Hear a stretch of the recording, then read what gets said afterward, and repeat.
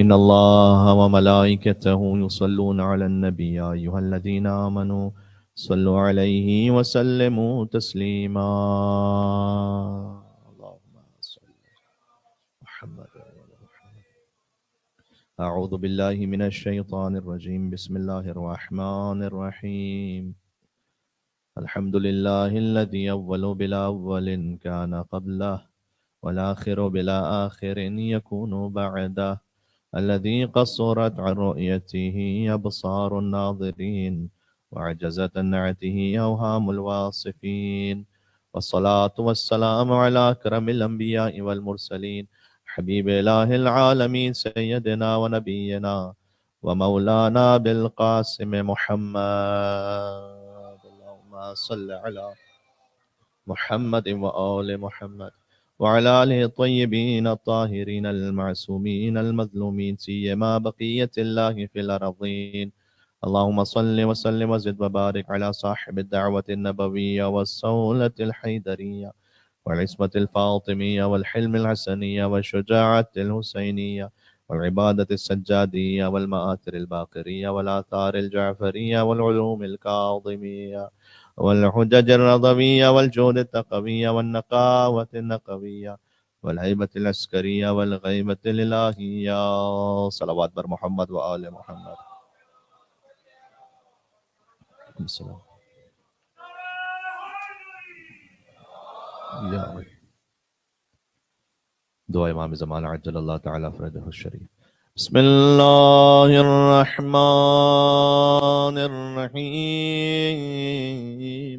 اللهم كن لي وليك حجة ابن الحسن صلواتك عليه وعلى آبائه في هذه الساعة وفي كل ساعة وليا وحافظا وقائدا وناصرا ودليلا وعينا حتى تسكنه أرضك طوعا وتمتعه فيها طويلا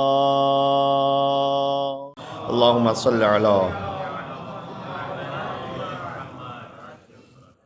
سلسلہ تفسیر شعراء جو جاری تھا سورہ شعراء. اس سے پہلے آج فطرے کے بارے میں کچھ گزارشات عرض کرنا چاہوں گا. فطرہ وہ عبادت ہے کہ جسے رمضان المبارک کے روزوں کی قبولیت کی ضمانت کہا گیا ہے. اور سورہ والشمس میں جہاں اللہ سبحانہ وتعالیٰ نے 11 قسمیں کھا کر یہ فرمایا قد افلح من زکاہا، اس کا ایک سادہ ترجمہ یہ ہے کہ کامیاب یقیناً وہ ہو گیا کہ جس نے تزکیہ نفس کیا.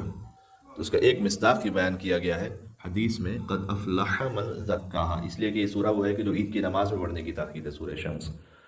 تو یقیناً کامیاب وہ ہو گیا کہ جس نے روزے کے بعد زکوٰۃ فطرہ کو ادا کیا.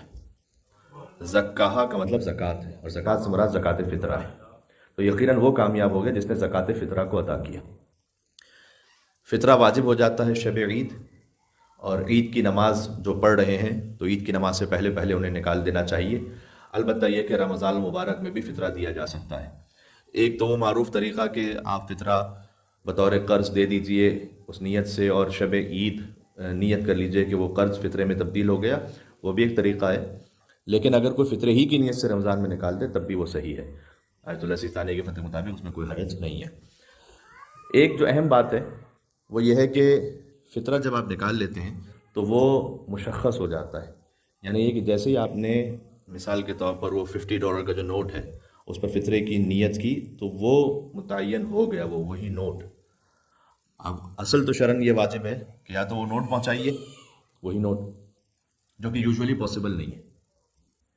لیکن ایک تو یہ ہے کہ جو فطرہ ہے وہ پر ہیڈ 3 کلو وہ غذا کے جو یوزولی شہر میں استعمال ہوتی ہے، مثال کے طور ہمارے یہاں بریڈ استعمال ہو رہی ہے یا رائس استعمال ہو رہا ہے، تو تقریباً اگر اپروکسیمیٹ دیکھا جائے تو ویٹ کے حساب سے $6 بن جائے گا اور رائس کے اعتبار سے $10 بن جائے گا.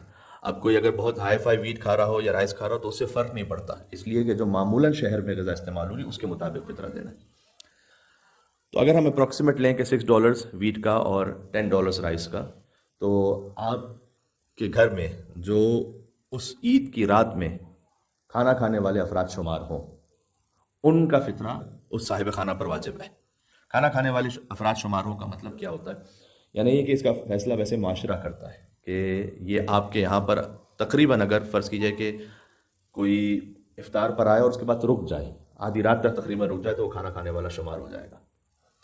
لیکن اس کا ہرگز یہ مطلب نہیں کہ اگر وہ گھر پر آ گیا چائے پینے کے لیے کچھ دیر کے لیے تو ہم اپنے دروازے بند کر کے رکھیں، گھر کی جو ہے وہ بیل آف کر کے رکھیں، موبائل جو ہے وہ ایئرپلین موڈ پر کر کے رکھیں کہ کہیں کوئی فون کر لے گا تو فطرہ واجب ہو جائے گا۔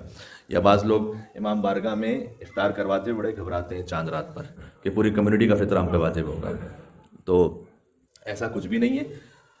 آپ کو فقط آپ کے گھر میں جو کھانا کھانے والے افراد شمار ہوتے ہیں، یعنی تقریباً رات گزارنے والے افراد، ان کا فطرہ آپ پہ واجب ہوتا ہے۔ جو فیملی ممبرز ہوتے ہیں یوزولی، بعض لوگوں کے پیرنٹس ان کے ساتھ رہ رہے ہیں، بعض مرتبہ یہ ہوتا ہے کہ سسٹرز پاکستان میں، ہندوستان میں ایسا بہت رواج ہے کہ وہ اپنے پیرنٹس کے گھر چاند رات پر آ جاتی ہیں، تو چاہے وہ اپنے ہسبینڈ کے یہاں پر افطار کر کے آئی ہوں، لیکن چونکہ وہ پھر اپنے والد صاحب کے یہاں گئی اور انہوں نے وہاں پر چاند رات کو گزارا، تو کھانا کھانے والی وہ یہاں شمار ہوں گی، نہ یہ کہ وہ افطار کر کے وہاں سے آئی ہوئی ہیں۔ تو اس لیے بعض خواتین یہ کرتی ہیں کہ ہم افطار یہاں سے کر کے جائیں تاکہ فطرہ شوہر پر واجب ہو اور باپ پر بچ جائے، تو باپ پر نہیں بچے گا، اس لیے کہ جب آپ وہاں چلی گئے اور آپ نے وہاں پر رات گزار لی تو وہ آپ کا جو فطرہ ہے وہ وہاں پر ہے جہاں پر آپ نے رات کو گزارا ہے۔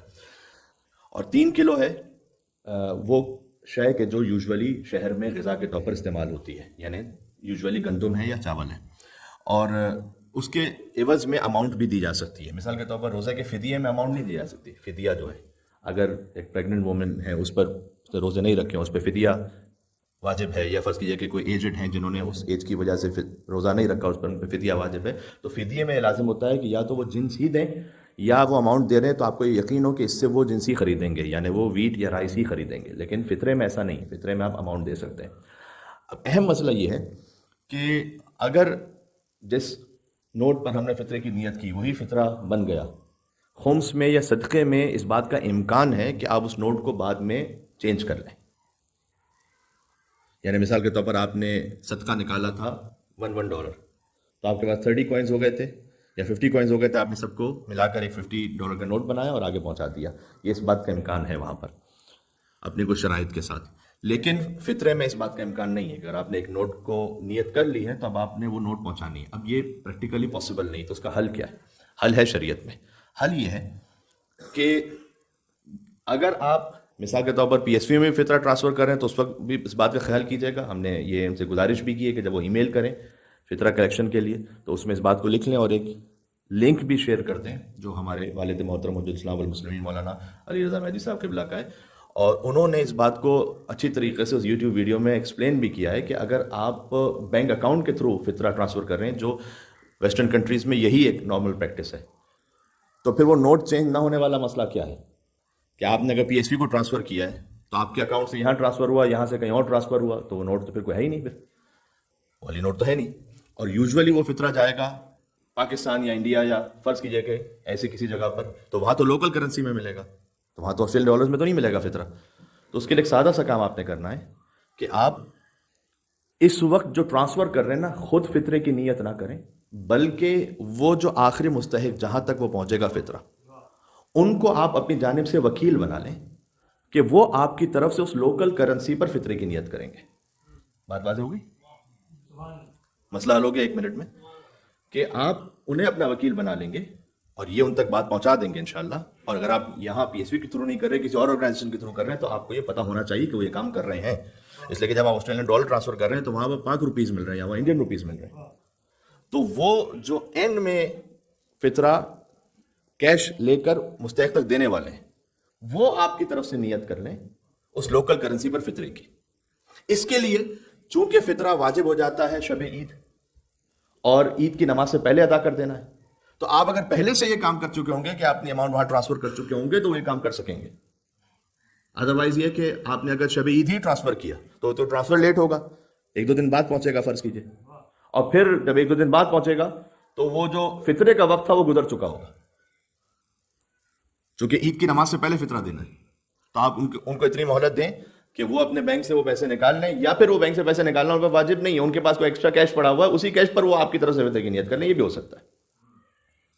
اور آپ کی جانب سے وہ فطرہ بنا کر لوکل کرنسی میں وہ دے دیں آگے. ایک تو طریقہ. دوسرا طریقہ یہ کہ اگر آپ کو یہاں پہ مستحق مل جائے تو پھر پہلے ضروری ہوگا کہ اپنے شہر کے مستحق کو پہنچائیں. تو فرض کیجیے اگر کسی کو کوئی مستحق معلوم ہے, ہوتا ہے بعض اوقات کہ کوئی ایسے اسٹوڈنٹ ہیں کہ جو کسی میڈیکل ریکوائرمنٹ میں ہیں, ان کا انشورنس نہیں ہے یا انشورنس پورا کور نہیں کر رہا, اگر وہ سید ہیں تو سادات کا فطرہ انہیں دیا جا سکتا ہے. تو ایسی صورت میں تو پھر آپ وہی جو اماؤنٹ ہے وہی ان کو لے جا کر بطور فطرہ, بتانا ضروری نہیں ہے کہ یہ فطرہ ہم دے رہے ہیں, یہ کہیں پر بھی بتلانا ضروری نہیں ہے. وہ خالی جو نیت کرنے والا اس کے دل میں نیت ہے کہ یہ فطرہ ہے, بلکہ عزت نفس کو محفوظ رکھنا واجب ہے. ایک مل کے صلوات بھیجتے محمد وعلی محمد اللہم صلی علی محمد وعلی محمد. تو نہ خمس میں, نہ صدقے میں, نہ فطرے میں یہ بتلانا واجب نہیں ہوتا کہ یہ خمس ہے یا فطرہ ہے یا صدقہ ہے. آپ اسے بطور ہدیہ دیتے ہیں. یہ بھی کہہ سکتے ہیں کہ آپ کے بچوں کی عید کی خریداری کے لیے, تاکہ عزت نفس محفوظ رہ جائے, اور اس طریقے سے وہ آپ جو فطرہ ہے وہ آگے پہنچا دیں. لا تبطل الصدقات بالمن والاذى. اگر کوئی واقعاً احسان جتلانے لگے, انشاءاللہ ویسے یہاں تو کوئی ایسا نہیں اور نہ کوئی ایسا انشاءاللہ کوئی مومن ہوگا, لیکن قرآن نے بہرحال اللہ تعالیٰ نے بیان کیا ہے کہ لا تبطل الصدقات بالمن والاذى. اپنے کسی بھی عطیہ اور چیریٹی کو من یعنی احسان جتلا کر اور اذى اذیت دے کے ضائع نہ کرو, باطل نہ کرو. باطل نہ کرو یعنی جو دیا تھا وہ باطل ہو جائے گا, کینسل, ختم. اگر احسان جتلایا ایک یا اذیت پہنچائی, یعنی کوئی سامنے سے ایکسپیکٹیشن رکھی کہ اچھا یہ اب ہم نے ان کو دیا تو ہمارا احترام کریں گے, ہمارے لیے اٹھیں گے, ہمارے جھک جھک کے سلام کریں گے, تو یہ جائز نہیں. تو بتائے بغیر ہی دے دیا جائے تو زیادہ بہتر ہے. یہ مختصر سی وضاحت. اگر زیادہ تو میں چاہ رہا تھا کہ اس بینک اکاؤنٹ والے مسئلے کی تھوڑی سی وضاحت ہوگی کہ جب بینک اکاؤنٹ سے فطرہ ٹرانسفر کیا جائے تو کیا طریقہ کار ہوگا. شریعت نے اس کا ایک رائے حل متعین کیا ہوا ہے. انشاءاللہ اگر ضرورت ہوئی اور آپ کے کچھ مزید کوئریز آئیں تو اس پہ ہم ابھی ہمارے پاس 1-2 دن اور ہیں, ہم مزید گفتگو کر لیں گے, لیکن بنیادی طور پر یہ بات ہو گئی. اور $6 اپروکسیمیٹ ایک اماؤنٹ رکھی گئی ہے, اور $10 فار رائس, $6 فار ویٹ. اس میں یہ بھی ہے کہ فطرے میں جنس متعین کرنا ضروری ہے. یعنی یہ نہیں ہو سکتا کہ انٹینٹم ہم نے نکالا $50 دے دیے سوچے سمجھے بغیر کہ وہ ہم نے رائس کے لیے دیے تھے یا ویٹ کے لیے دیے تھے. اس میں متعین کرنا ضروری ہے کہ میں ویٹ کا فطرہ دے رہا ہوں یا رائس کا فطرہ دے رہا ہوں, تو یہ آپ کے لیے متعین ہونا ضروری ہے. اچھا, جب آپ نے کنفرم متعین کر دیا کہ میں رائس کے لیے فطرہ دے رہا ہوں, زیادہ تر لوگ رائس کا دیتے ہیں, کہتے ہیں زیادہ اچھا ہے کہ زیادہ ہیلپ پہنچ جائے کسی تک. تو اب ہم نے جو کیلکولیٹ کیا تھا وہ 3 kg جو ہے وہ $9.6 تقریباً بنتا ہے. تو ہم نے اس کو اپروکسیمیٹ $10 رکھا ہوا ہے. آپ اپنے دل میں یہ نیت کر لیجیے گا کہ جو فطرہ تھا وہ تو واجب فطرہ ہو گیا, باقی ایک مستحب صدقہ اس تک پہنچ گیا, مستحب چیریٹی اس تک پہنچ گئی. تو وہ بقیہ کی جو اماؤنٹ ہے وہ انشاءاللہ آپ کے نامہ اعمال میں ایک مستحب کسی کی مدد انشاءاللہ وہ مستحق تک پہنچ جائے گی. تو اللہم صلی علی محمد وعلی محمد. آ جائیے فرعون کے محل میں. کل بات یہاں پر ہے پہنچی ہے کہ حضرت موسیٰ علیہ السلام یہ کہہ رہے ہیں فرعون سے کہ فرعون احسان جتلا رہا ہے اور کہہ رہا ہے کہ تم وہی نہیں ہو کہ میں نے تمہیں اپنے دربار میں پالا تھا, اپنے محل میں. حضرت موسیٰ علیہ السلام اس کا جواب دے رہے ہیں کیسے, وَتِلْكَ نِعْمَةٌ تَمُنُّهَا عَلَيَّ, یہ وہ نعمت ہے کہ جس پر تم مجھ پہ احسان جتلا لو, وَنَبَّتَّ بنی اسرائیل, کہ تم نے پورے بنی اسرائیل کو غلام بنا کے رکھا ہے, اس لیے مجھے یہاں آنا پڑا. یعنی میری ماں نے مجھے صندوق میں ڈال دیا اور میں یہاں پر پہنچا, اور میری والدہ نے میری پرورش اس طریقے سے کی کہ وہ اظہار بھی نہیں کر سکتی تھی کہ یہ میری ماں ہے. کل کے واقعے سے میں اس کو ریلیٹ کر رہا ہوں. تو یہ تمہارا کوئی احسان نہیں تھا کہ تم نے مجھے یہاں پر پالا ہے, مجھے تو اپنے باپ کے گھر پلنا چاہیے تھا, مجھے تو اپنی ماں کے پاس پلنا چاہیے تھا. یہ جو تم احسان جتلا رہے ہو یہ تمہارا جرم ہے. بات بات ہو رہی ہے, یہ تو تمہارا جرم ہے کہ کیوں ایسے حالات پیدا کیے کہ پورے بنی اسرائیل کو غلام بنا کے رکھا, بیٹوں کو قتل کر دیتے تھے, عورتوں کو زندہ رہنے دیتے تھے اور انہیں حقیر سمجھتے تھے. تو حالات یہاں تک پہنچے کہ میں تمہارے دربار میں پہنچا اور میری بہن آئی, اور وہ پھر ایک دایا کو جو میری ماں ہی تھی وہ بلا کر لے کر آئیں, جنہوں نے اپنے آپ کو چھپا کر مجھے دودھ پلایا کہ اس بات کا اظہار بھی نہ ہونے پائے کہ وہ میری ماں ہے. تو ایک جواب تو حضرت موسیٰ علیہ السلام نے یہ دے دیا. تو فرعون نے یہ کہا کہ یہ کیا ہے رب العالمین؟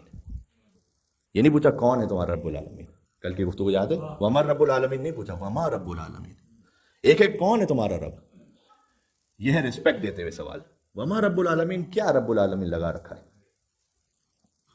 حضرت موسیٰ علیہ السلام اس ماں کو من میں لے آئے، قال رب السماوات والارض، وہ رب العالمین وہ ہے جو زمین و آسمان دونوں کا رب ہے، وما بینہما، جو کچھ ان کے درمیان ہے اس کا بھی رب ہے، ان کنتم موقنین۔ تو فرعون نے فوراً کہا کہ قال لمن حوله الا تستمعون، فرعون نے اپنے اطرافیوں سے کہا سنتے ہو اس کی باتیں؟ قال ربکم ورب آبائکم الاولین، تو حضرت موسیٰ علیہ السلام کے پاس موقع آ گیا کہ اب وہ فرعون کے بجائے جو اطراف میں جو دربار والے تھے ان سے مخاطب ہونا شروع ہو گئے، اور کہا دیکھو یہ تمہارا بھی رب ہے، تمہارے باپ داداؤں کا بھی وہی رب ہے۔ تو فرعون نے یہ کہا کہ یہ کنفرم مجنون ہے۔ میں خلاصتاً آگے بڑھ رہا ہوں، کل اس پہ بات ہو چکی ہے، 3 دفعہ کنفرم کیوں کہہ رہا ہوں میں، رب المشرق والمغرب وما بینہما۔ حضرت موسیٰ علیہ السلام پر یہ توہین کی گئی، انہوں نے اس توہین کا جواب نہیں دیا۔ میں نے کہا ہر ایک کو جواب دینے کی ضرورت نہیں ہوتی آپ کو، جسے جواب دیا جائے وہاں پہ تو ایک اسٹینڈرڈ ہونا چاہیے نا۔ اللہم صلی علی محمد وعلی محمد۔ بعض لوگ کہتے ہیں مولانا صاحب فلاں نے یہ بات کی آپ جواب دیں، فلاں نے یہ بات کہی آپ کیوں نہیں جواب دیتے؟ جناب میں کیوں کسی ایسے شخص کو جواب دوں کہ میرے جواب دینے کی وجہ سے اس کی شہرت ہو جائے؟ تو حضرت موسیٰ علیہ السلام نے جواب ہی نہیں دیا کہ یہ مجنون ہے، لا مجنون، کنفرم یہ مجنون ہے۔ قال رب المشرق والمغرب، حضرت موسیٰ علیہ السلام اپنی تبلیغ کرتے رہے کہ یاد رکھو وہ مشرق اور مغرب کا بھی رب ہے، وما بینہما، اور جو کچھ ان کے درمیان اس کا بھی رب ہے، ان کنتم تعقلون، اگر عقل رکھو۔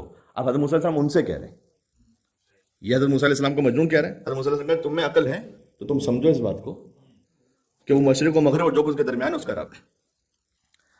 اب یہاں تک بات پہنچی تھی کہ حضرت موسیٰ علیہ السلام سے فرعون نے یہ کہا کہ نہیں، حضرت موسیٰ علیہ السلام یہ کہتے ہیں فرعون سے کہ اولو جئتک بشیء مبین، کیا میں تمہارے پاس ایک بہت واضح نشانی لے کر آ جاؤں؟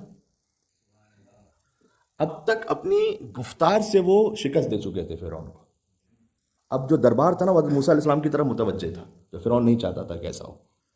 میں نے کل مثال دی تھی کہ یہ ویسے توہین ہے کہ دربار میں اگر مثلاً فرعون ہے اور حضرت موسیٰ علیہ السلام فرعون کو اگنور کرتے دوسروں سے بات کرنا شروع کر دیں، جیسے ایک ٹیچر ہے تو جو اسٹوڈنٹس آپس میں ایک دوسرے سے بات کرنا شروع کرتے ہیں اور ٹیچر کو اگنور کر دیں تو یہ ٹیچر کی انسلٹ ہے نا۔ تو حضرت موسیٰ علیہ السلام ان درباریوں سے بات کر رہے ہیں، ان سے کہہ رہے ہیں کہ تمہارا رب ہے، تمہارے باپ داداؤں کا رب ہے، مشرق و مغرب کا رب ہے اگر تم سمجھو تو۔ اور پھر جب پورے دربار کی توجہ ہو گئی حضرت موسیٰ علیہ السلام کی طرف، تو حضرت موسیٰ علیہ السلام کہتے ہیں کہ کیا ایک روشن نشانی لے آؤں؟ اب میں نے کہا کہ حضرت موسیٰ علیہ السلام کا سوٹ کیس نہیں لے کر آئے ہوئے تھے وہاں پر کہ فرعون یہ ایکسپیکٹ کر رہا ہو کہ کیا روشن نشانی ہے، کیا نکال لیں گے یہ، کہ ان کے پاس اکوپمنٹس نہیں تھے، خالی ایک عصا ہے۔ تو وہ کہتا ہے فاتی بھی لے آؤ ان کنت من الصادقین، اگر سچے ہو تو لے آؤ، چلو۔ یہاں سے آج کا بیان شروع ہو رہا ہے، کل تک کا خلاصہ تھا۔ فَأَلْقَى عَصَاهُ، حضرت موسیٰ علیہ السلام نے عصا پھینکا، فَإِذَا هِيَ ثُعْبَانٌ مُبِينٌ، ایک دم بہت بڑا اژدہا بنا۔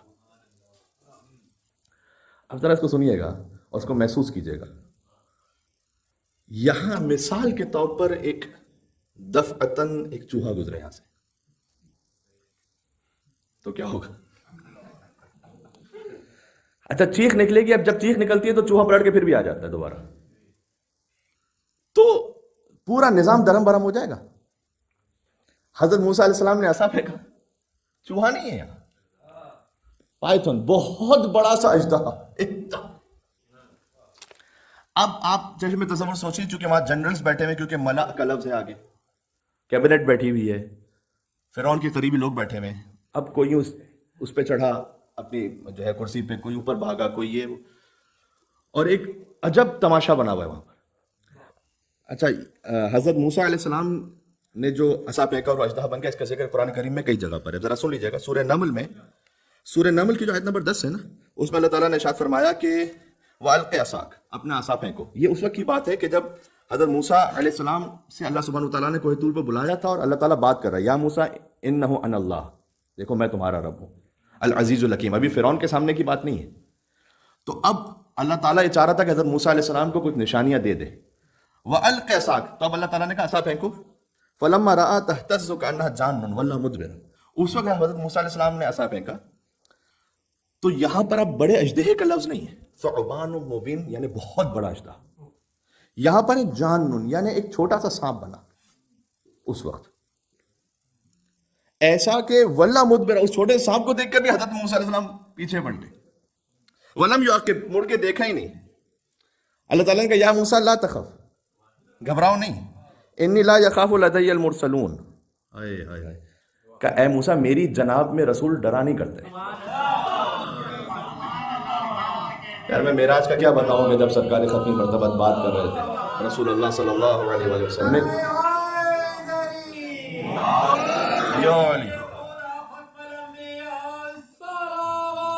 اللہم صلی علی.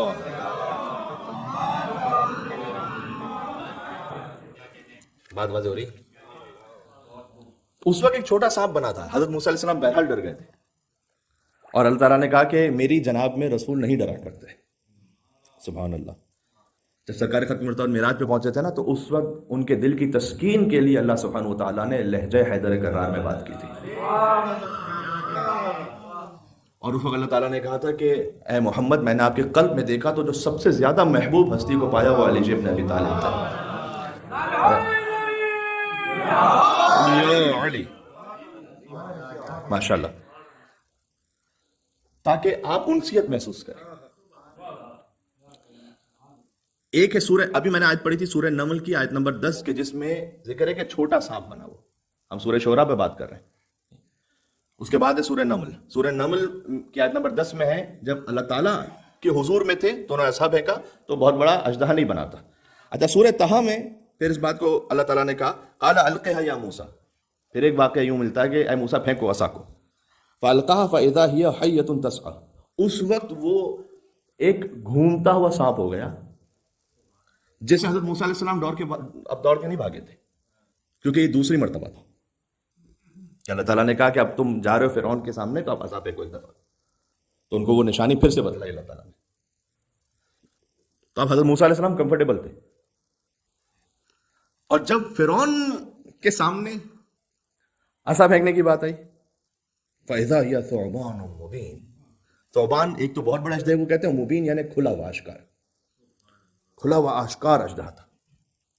امیر المومنین سے جب حضرت موسیٰ علیہ السلام افضل ہیں یا آپ افضل ہیں یہ پوچھا گیا تو انہوں نے دو باتیں بیان فرمائی تھی. ایک تو یہ کہ جب وہ فرعون کے پاس جا رہے تھے حضرت موسیٰ علیہ السلام تو کہا میں نے ان کا ایک قتل کیا ہوا ہے تو میرے ساتھ ہارون کو بھیج دیں. تو ایک قتل کیا تھا، حضرت موسیٰ علیہ السلام کے دل میں خوف تھا. اور مولا علی کہتے ہیں کہ جب سورہ توبہ لے کر میں پہنچا مشرکین مکہ کے درمیان حضور کے حکم سے تو ان کے خاندان کا ہر ایک کوئی نہ کوئی ایسا تھا جسے میں نے مارا ہوا تھا بحکم خدا، لیکن میرے دل میں خوف نہیں آیا تھا. سورہ پڑھا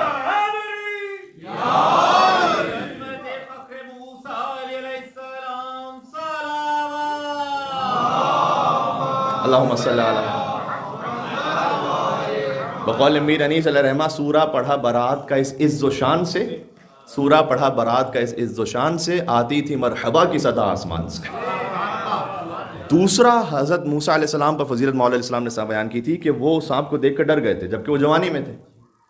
پھر آہستہ آہستہ آہستہ ان کا دل اس پر آمادہ ہوا جبکہ علی ابن ابی طالب السلام گہوارے میں تھے اور اژدہا آیا علی کے پاس، اور علی ابن ابی طالب نے کلہ اژدر کے 2 ٹکڑے کر دیے گہوارے میں، اور اس بات کو سمجھایا کیونکہ وہ اژدہا جو تھا وہ علامت کے طور پر استعمال ہوتا تھا ان مشرکین مکہ میں کہ نسب کس کا ٹھیک ہے یا نہیں. تو بچے کے پاس اژدہے کو چھوڑ دیتے تھے، اور اگر اژدہا اس بچے کو نقصان پہنچا لے تو سمجھتے تھے کہ یہ نسب ٹھیک نہیں ہے اس بچے کا، اور اگر اژدہا وہاں سے گزر کر بچے کو نقصان پہنچائے بغیر آ جائے تو سمجھتے تھے کہ نسب ٹھیک ہے. انہوں نے اپنا معیار بنایا ہوا تھا. مولا علیہ السلام نے اس باطل معیار کو ختم کر کے جو حقیقی معیار تھا اسے قائم کر دیا. اب جس کے دل میں علی کی محبت ہے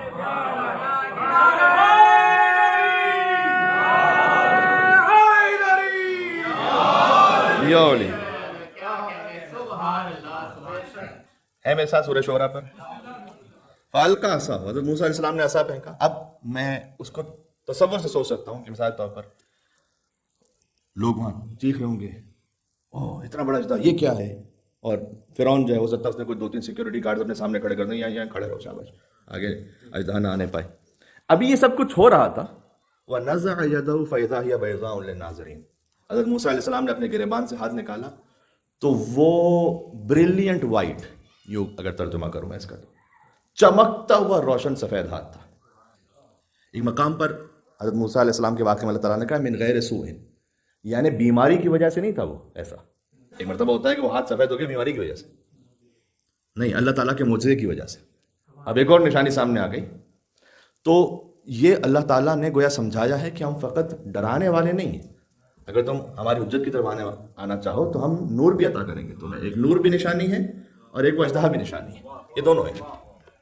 اچھا، اب اتنے میں انہوں نے دیکھا کہ یہ ہاتھ ایک دم چمک رہا ہے اور اس کی وجہ سے جو ہے نا وہ دربار میں ایک نور ہے، روشنی ہے. اچھا، اس کو دیکھ رہے ہیں، کہا وہ دیکھنا، اژدہے کا خیال کرنا، اور باتیں ہو رہی ہیں آپس میں. قال للملأ حوله، ایسے میں سچویشن فرعون کے ہاتھ سے نکل رہی ہے. پہلے سب حضرت موسیٰ علیہ السلام کی باتوں کو سن رہے تھے جو کل کی گفتگو تھی، اور اب موسیٰ علیہ السلام کے معجزوں کو دیکھ رہے ہیں سامنے. تو فوراً اپنے جنرل سے کہا اس نے، سب اس سے پہلے جب اس نے یہ کہا تھا نا کہ قال لمن حوله الا تستمعون، آپس میں اطراف والوں سے کہا تھا کہ کیا سنتے ہو اس کی باتیں. اس وقت ملأ کا لفظ نہیں ہے، اس نے سب سے کہا تھا، پورے دربار سے. یعنی دربار میں سب ہوں گے نا، وہ جینیٹر بھی ہوگا، وہ سوڈا گائی بھی ہوگا، وہ فرض کیجیے ہر طرح کے لوگ ہوتے ہیں دربار میں. تو یہاں پر اب جنرل سے قال للملأ، اس نے کہا اپنے خاص کیبنٹ سے، ان ھذا لساحر علیم، یہ بہت سمجھدار جاننے والا جادوگر ہے. کہتے ہیں جھوٹ بولنے والے کا حافظہ نہیں ہوتا. ابھی 2 آیتوں پہلے کہہ رہا تھا کہ یہ مجنون ہے، اس کو عقل نہیں ہے. اب کہہ رہا ہے کہ ان ھذا لساحر علیم، بہت جاننے والا جادوگر ہے، بہت بڑا. اچھا، یہی اس کی آفیشیل لائن بنی ہے بعد میں، جو پروپیگنڈا لائن ہوتی ہے نا، کہ آپ ایک جھوٹ کو اتنا زیادہ دہرائیں کہ وہ سچ لگنے لگے. تو یہ بعد میں جب یہ واقعہ پھیلا تو اس کی آفیشیل لائن یہی تھی کہ سب کو جا کے یہی اعلان کرو کہ یہ بہت ہی ہوشیار جادوگر ہے، بہت ہی ہوشیار جادوگر ہے. اب مثال کے طور پر اس کی جو کیبنٹ ہے، ملا جنرلز، وہ یہ کہہ رہے ہیں کہ نہیں ہو سکتا ہے جادو نہ ہو. میں کہہ رہا ہوں تم سے یہ جادوگر ہے. کہا ہو سکتا ہے سر فرعون آپ کو کوئی غلط فہمی، میں تم سے کہہ رہا ہوں یہ جادوگر ہے، یہی اعلان کرو بس. اور یرید ان یخرجکم من ارضکم بسحر، یہ ہر ڈکٹیٹر کا یہی حال ہوتا ہے. نے کہا کہ فرعون کہہ رہا میں تم کو بتاؤں، یہ تمہیں تمہاری زمینوں سے باہر نکالنا چاہتا ہے. میرا معاملہ نہیں، تمہارا معاملہ ہے. یہ تمہیں تمہاری زمینوں سے باہر نکالے گا. اب تک تو انا ربکم الاعلی، میں تمہارا سب سے بڑا رب ہوں. سیاسی بنا دیتا ہوں میں سے مثال دیتا ہوں ایک. اللہم صلی علی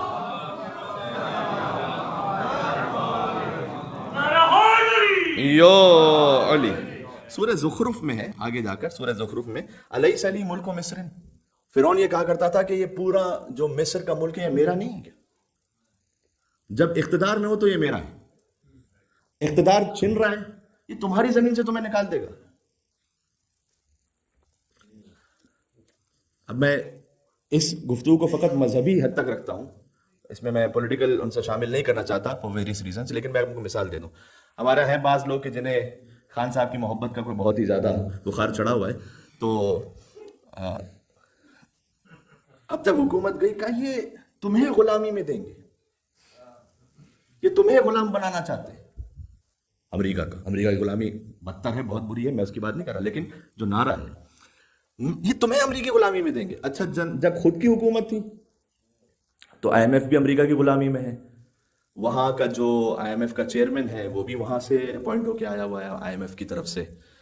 کیبنٹ کا ہر دوسرا بندہ یو کے passport holder, U S A passport holder ہے. نہیں، یہ غلامی نہیں ہے، کیونکہ ہم حکومت میں ہیں، یہ غلامی نہیں ہے. اور جب حکومت سے چلے گئے، یہ دیکھو تمہیں غلامی میں دیں گے. فرعون یہ کہہ رہا تھا کہ یہ ملک تم مصر کا پورا میرا ہے. اب جب حکومت چلنے لگی، یہ تمہاری زمین سے تمہیں نکال رہے ہیں. بڑا ہی سائلنس ہو گیا بھائی، خیریت ہے؟ اللہم صلی علی محمد وعلی محمد.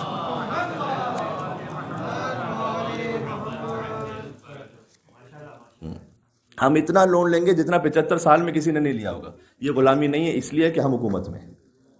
جب حکومت چھینے گی تو وہ غلامی جو ہم تمہیں بتا رہے ہیں.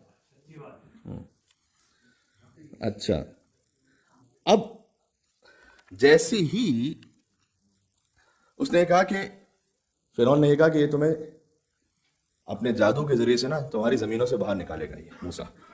فماذا تأمرون. اب کتنا ویک ہو گیا اس وقت فرعون، جو کہتا تھا انا ربکم الاعلی، وہ اپنے اس کیبنٹ سے کہتا ہے فماذا تأمرون، اب تمہارا کیا حکم ہے، کیا کرنا چاہیے.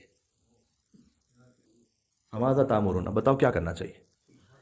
اچھا، کیا کرنا چاہیے، کسے کیا کرنا چاہیے، یعنی فرعون کو کیا کرنا چاہیے. تو ہونا یہ چاہیے گرامیٹیکلی فماذا تأمروننی، یعنی تم کیا کہتے ہو میرے لیے. تو یہاں تأمروننی نہیں آخر میں اپنا، کیونکہ ابھی بھی غرور تکبر ہے نا، تو یہ نہیں کہتا کہ تم میرے لیے کیا کہتے ہو، صرف اتنا کہتا ہے تأمرون. اچھا یہ بتاؤ کیا کہتے ہو، تمہارا کیا سجیشن ہے. یہ نہیں کہہ رہا کہ تم مجھے حکم دو گے یا تم مجھے بتلاؤ گے، نہیں، تم بتاؤ کیا ہونا چاہیے. تو قالو، ان سب نے کہا ارجع، ابھی تو آپ اسے جانے دیں، ابھی کچھ نہیں ہو سکتا. ابھی اس نے سانپ نکالا ہوا ہے بڑا سا اژدہا، ہاتھ جو ہے وہ اس میں جو ہے وہ سفید چمک رہا ہے، ابھی ہم کچھ بھی نہیں کر سکتے، جانے دیں. وہ اخاہو، اس کے بھائی کو بھی جانے دیں، ہارون علیہ السلام کو فی الحال جانے دیں. وابعث فی المدائن حاشرین، اور جو مختلف شہر ہمارے کنٹرول میں ہے نا اس میں جادوگروں کو جمع کرنا شروع کرتے ہیں. اب کئی مہینے گزرے اس معاملے میں، اب آگے جا کے کہ ایسا کریں جانے دیں اور اس پر نظر. اچھا، ارجح میں خود گرامیٹیکلی اس بات کو پوشیدہ ہے کہ رجحہ کہتے ہیں اس چیز کو کہ دانت میں کوئی چیز دبائے رکھے، نہ اسے اگلے نہ نکلے، یعنی بلاک کر کے رکھے. یعنی ارجح کا مطلب ہے آپ جانے دیں لیکن نظر رکھیں، پورا نہ چھوڑیں. اور ہم شہروں میں مختلف جادوگروں جمع کرتے ہیں. یاتوک بکل سحار علیم، جو بڑے ایکسپرٹ اور دانا جادوگر ہیں نا ان سب کو جمع کرتے ہیں اس کے مقابلے کے لیے، کیونکہ اب اس کے مقابلے ہمیں کام کرنا پڑے گا. اچھا، یاتو کا کل بیان کر چکا ہوں، یجیء کا نہیں ہے، یعنی مشکل سے وہ جادوگر نہیں آئیں گے، یاتو کا آرام سے آ جائیں گے، ہمارے سب انڈر میں کنٹرول میں آ جائیں گے. فجمع السحرۃ لمیقات یوم معلوم، تو سارے جادوگر ایک متعین دن میں جمع ہو گئے. اس کا مطلب یہ ہے، یہاں علماء نے بیان کیا ہے کہ باقاعدہ آپ سمجھ لیجئے کہ ایک کانفرنس، ایک ورکشاپ جو ہے وہ جادوگروں کی ہوئی مختلف جگہوں سے، اور جو بڑے بڑے تھے ان سب کا سلیکشن کیا گیا اور وہاں سے انہیں منتخب کیا گیا کہ یہ سب سے ایکسپرٹ ہیں، اب انہیں لے آؤں موسیٰ علیہ السلام کے سامنے. اور وقت معلوم پر وہ جمع ہوئے. اچھا، وہ کون سا دن تھا؟ سورہ طٰہٰ میں اس بات کا بیان ہے کہ وہ کون سا دن تھا. وہ یوم الزینہ، یعنی میلے کا دن، انڈیپینڈنس ڈے آپ کہہ سکتے ہیں، 26 جنوری یا 14 اگست ہو یا 15 اگست ہو، ایسا کوئی دن تھا جہاں پر پریڈ ہوتی ہے اور لوگ میلے کے لیے آتے ہیں. وہاں یحشر الناس ضحیٰ، اور صبح کے وقت، یعنی دن جب تھوڑا سا چڑھ جائے گا اس وقت سب لوگوں کو جمع کریں گے. یہ سورہ شعراء میں اس کی وضاحت نہیں ہے، سورہ طٰہٰ میں اس کی وضاحت ہے کہ کب ہو رہا تھا. یعنی اچھا ہوتا یہ ہے کہ فرعون چاہ رہا تھا کہ جو نیشنل ڈے ہوتا ہے نا اس میں خود بخود آپ کے جو پیٹریوٹک جذبات ہوتے ہیں وہ بھرے ہوئے ہوتے ہیں، تو میں اس سے فائدہ اٹھاؤں گا کہ اس وقت میری مملکت میں ایک باغی آیا ہوا ہے اور اسے ہم نے شکست دینی ہے اور تم سب اس دن جمع ہو جاؤ. بات ختم کرنے لگا ہوں آج کی حد تک.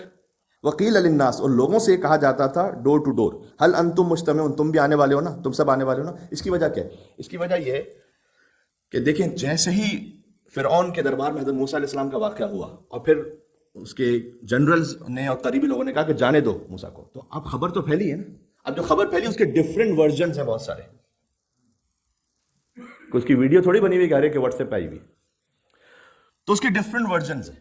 اس میں وہ جو بنی اسرائیل ہیں وہ ویسے ہی فرعون کے غلام بنے ہیں اور تنگ ہیں فرعون سے، تو وہ تو دل دل میں بڑے خوش ہیں. یہ تو زبردست کام ہوا. پہلی مرتبہ یہ ہوا کہ فرعون بھی جو ہے نا ڈر کے اوپر بیٹھ کے غائب ہو گیا. اب کوئی اس میں سے کہہ رہا ہے کہ پتہ ہے تمہیں وہ موسیٰ آئے اور انہوں نے جو ہے وہ اژدہا پھینکا، وہ ڈرا، انہوں نے ایک تھپڑ لگایا فرعون کو، وہ کچھ کر ہی نہیں سکا سامنے. اب پنچ آف سالٹ جو ہے نا ہر ایک اپنا اپنا ملا رہا ہے. وہ اژدہا جو ہے وہ گھوم گیا تھا اس کے پورے گردن پر، وہ تو مرنے والا تھا بالکل، وہ تو موسیٰ نے بچا لیا بس. تو پتہ ہے تمہیں، اب یہ چاہتا ہے کہ یہ جو ساری جو پروپیگنڈا یا جو آپس میں لوگ ایک دوسرے سے باتیں کر رہے ہیں ان سب کو جمع کرو اور دکھاؤ. تو کہا ہر ایک سے کہتا تھا، مطلب اس کے جو فورسز تھے وہ جا کے کہتے تھے تم آنے والے ہو نا، تم آنے والے، تم سب آنے والے، ٹھیک ہے. لعلنا نتبع السحرة ان كانوا هم الغالبین. شاید پھر ہم، اب دیکھیں فرعون کہاں تک پہنچ گیا ہے کہ پھر ہم بعد میں ان جادوگروں ہی کی پیروی کر لیں گے. ارے اب تو آپ کہہ رہے تھے کہ میں سب سے بڑا رب ہوں، کیونکہ اب سہارا یہ بچے میں خالی. تو ان كانوا هم الغالبین، اور جادوگروں کا بڑا اس وقت ایک ماشاء اللہ مطلب ایک ہوا بنا ہوا ہے کہ اب یہ جادوگر ہیں جو بتائیں گے فرعون کو. فلما جاء السحرة، جیسے ہی وہ جادوگر آئے، انہوں نے بھی موقع سے فائدہ اٹھانا ہے، وہ بھی غلام قوم کے ہیں، اتنے عرصے تک انہوں نے بھی یعنی جو جس کو کہتے ہیں نا کہ انہیں سپریس کیا گیا ہے، تو اب انہیں بھی اپنا معاملہ نکالنا ہے. اب مثال کے طور پر اب جادوگر سب جمع ہوئے ہیں اور 2-3 دن بعد یہ واقعہ ہونے والا ہے اور وہ پریکٹس کر رہے ہیں اپنی لاکر روم میں. تو ایک دوسرے سے پوچھ رہا ہے کہ تم کہاں سے آئے ہو بھائی؟ الگ الگ شہروں کے نا. تم کہاں سے آئے ہو بھائی؟ اچھا بھائی میں تو ریچمنڈ کا ہوں. اچھا تم کہاں سے؟ بھائی میں کولنگ ووڈ کا ہوں، وہاں اس کلب سے ہوں، میں کارٹن سے ہوں، وغیرہ وغیرہ. اب سارے ایکسپرٹ وہاں پر جمع ہیں. تو ایک دوسرے سے پوچھتا ہے کہ کیا تمہیں کوئی اجرت ملے گی اس کی، یہ جو تم دکھائیں گے ہم ایسے ملیں گے؟ کہا اجرت کی کیا بات کر رہے ہو، فرعون سے کون مانگے گا اس کی کو، ہمیں کوئی پیمنٹ نہیں ملنے والی. اس لیے کہ وہ تو سپاہی آئے مجھے گھر سے اٹھا کے لے آئے، کہا کہ یہ تو تمہیں یہاں آنا ہے. دوسرا یہ کہہ رہا ہے کہ ہاں ویسے تو مجھے بھی امید نہیں. ان میں سے کسی ایک نے کہا کہ اس وقت موقع ہے، فرعون کچھ نہیں کر سکتا. 3 دن بعد ملا ہے، ہر جگہ جادوگروں کا چرچا ہے کہ وہی ہرا سکتے ہیں موسیٰ علیہ السلام کو. فرعون ہمیں قتل نہیں کر سکتا، اس وقت زندان میں نہیں ڈال سکتا. یہ موقع ہے اس سے کچھ کیش نکلوانے کا.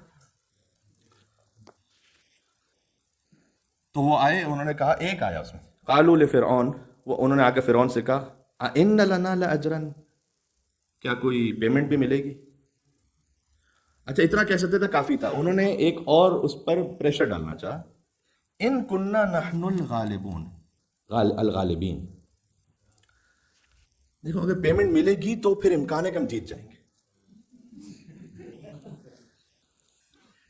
کیونکہ ہو سکتا ہے پھر دل سے کام نہ کریں، اگر پیمنٹ نہ ملے تو ہار جائیں.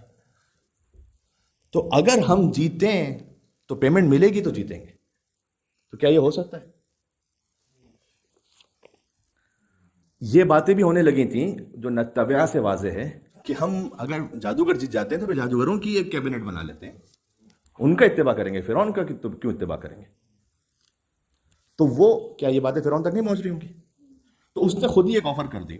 کالا نام، اس نے کہا ہاں بالکل، وَإِنَّكُمْ إِذًا لَمِنَ الْمُقَرَّبِينَ، تم وائس پریزیڈنٹ ہو جاؤ گے، تو بہت قریب ترین ہمارے ہو جاؤ گے. یعنی اس نے ایک طریقے سے یہ بھی چال چلی کہ دیکھو جو پریزیڈنٹ شپ ہے اس کا خیال نہیں لے کر آنا دماغ میں، لیکن وائس پریزیڈنٹ کے لیے تم ایلیجیبل ہو جاؤ گے، اجرت بھی ملے گی اور ساتھ میں تم میرے قریب ترین لوگوں میں ہو جاؤ گے. قال لهم موسیٰ، انہوں نے موسیٰ سے کہا القوا ما انتم ملقون، کہ اب جو پھینکنا ہے وہ پھینکو. یہاں سے کل شروع کریں گے حضرت موسیٰ علیہ السلام نے کیا پھینکا اور اس کے بعد جادوگروں پر کیا اثر ہوا. ان جادوگروں کے ایمان جیسا ایمان اللہ تعالیٰ ہمیں عطا فرما دے.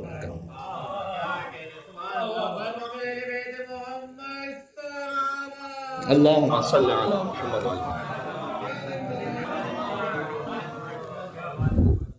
کل ایک مومن بھائی نے مجھ سے کہا کہ مطلب آپ روکتے ایسی جگہ پر ہیں کہ کل سننا پڑتا ہے کہ کیا ہے. تو یہ اللہ تعالیٰ کا کرم ہے جو اس نے عطا کیا ہوا ہے، یہ سب تمہارا کرم ہے، آقا کے بعد اب تک بنی ہوئی. تو اچھا ہے، سلسلے وار یہ چلتا رہے. اب یہاں تک ہو گیا جادوگر جمع ہے، یوم الزینہ ہے، میلے کا دن ہے. جادوگر اب موسیٰ علیہ السلام سے کہیں گے کہ تم پھینکو جو پھینکنا چاہتے ہو. حضرت موسیٰ علیہ السلام اس عصا کو پھینکیں گے، کیا ہوتا ہے اس کے بعد جادوگروں کا ریئیکشن کیا ہوتا ہے. جو اتنے اہتمام سے آئے تھے واقعاً کیا ان کے دل میں تھا کہ فوراً حضرت موسیٰ علیہ السلام کے رب کے سامنے جھک گئے. وہ بہت بڑی قربانی تھی، جبکہ انہیں معلوم تھا کہ ہمیں سب کچھ ملنے والا ہے یہاں پر. اس کی عالی ترین مثال آپ کو ملے گی حور علیہ السلام میں کرنا. جادوگروں نے فرعون کو چھوڑا، حور علیہ السلام نے وقت کے فرعون یزید کو چھوڑا، جبکہ وہ خود کہہ رہے ہیں کہ میں اپنے آپ کو دنیا اور آخرت کے درمیان پا رہا ہوں۔ اس طرف دنیا ہے، اس طرف گورننگ، اس طرف لیڈرشپ ہے، اس طرف سپہ سالاری ہے، اس طرف مال و دولت ہے، یہاں خون ہے، یہاں جان کا خطرہ ہے، یہاں پر اولاد شہید ہو جائے گی کہ لیکن میں اپنے آپ کو دنیا اور آخرت کے درمیان پاتا ہوں اور میں آخرت کو ترجیح دوں گا دنیا پر، یہ کہتے ہوئے حور علیہ السلام آئے، سبحان اللہ۔ اور جب وہ آئے تو وہ انعام عطا کیا امام حسین علیہ السلام نے کہ اپنی ماں کا رومال انہیں عطا فرمایا۔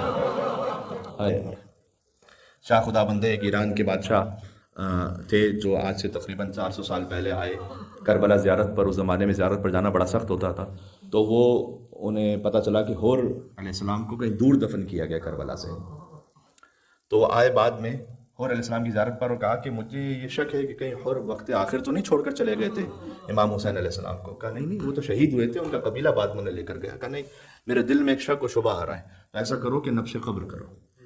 عام حالات میں جائز نہیں ہے بہرحال، لیکن نبش قبر اس طرح سے کی گئی کہ میں دیکھنا چاہتا ہوں کہ وہ جو لاشا ہے وہ صحیح اور سالم ہے یا نہیں ہے۔ تو جب حور علیہ السلام کی قبر کا فقط ایک حصہ ابتدا سے کھولا گیا تو دیکھا کہ جیسے بالکل ابھی تازہ کسی کو دفن کیا گیا ہو، اور چہرے مبارک سے نور جاری تھا، اور ایک رومال تھا کہ جو حور کی پیشانی پر تھا۔ تو شاہ خدا بندے نے علماء سے پوچھا کہ یہ کون سا رومال ہے کہ جو حور علیہ السلام کی پیشانی پر ہے؟ کہ یہ وہ رومال ہے کہ جب حسین پہنچے تھے حور کے لاشے پر تو فرمایا تھا کہ انت حر کما سمت کا امو کا حر، اے حر تو واقعاً بہت خوش نصیب ہے کہ تیری ماں نے تیرا نام حر رکھا۔